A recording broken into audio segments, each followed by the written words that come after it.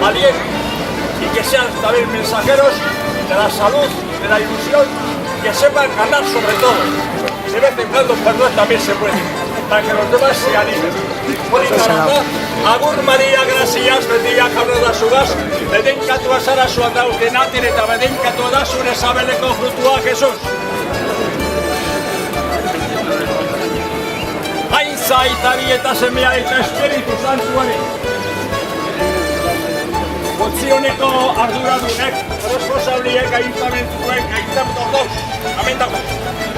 Eure besti bebai. Urda bai.